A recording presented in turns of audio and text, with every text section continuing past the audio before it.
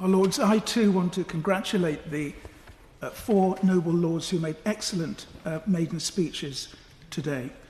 Can I also congratulate Aston Villa, who are playing in the Europa Cup final tomorrow? My Lords, the Stone Age did not end because mankind ran out of stone. We just found more effective ways of doing things. Science, innovation, and technology have historically brought solutions to everyday problems.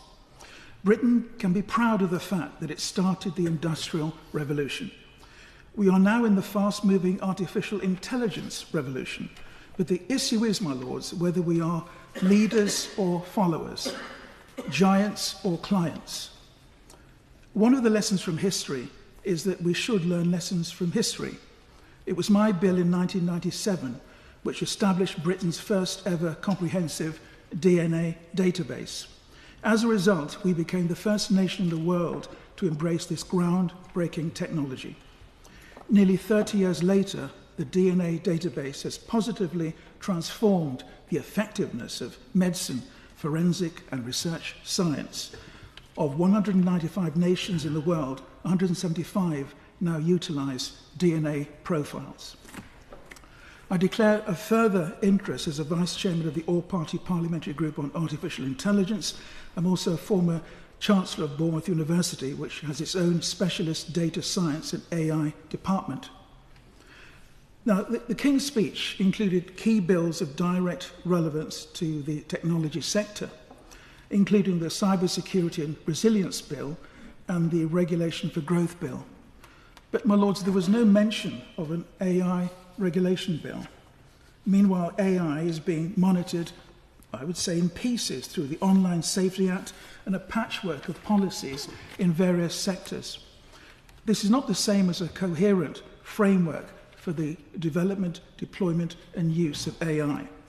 The cost of this delay is showing up most visibly in copyright. The dispute between rights holders and AI developers has been running for years with no resolution in sight.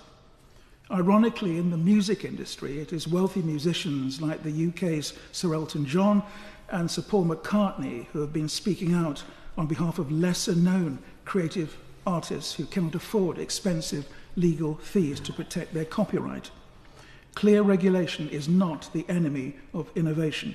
So please will the Noble Minister indicate when are we likely to see an AI regulation bill? The Cybersecurity and Resilience Bill is long overdue with an increasingly pressurised cyber-threatened ecosystem.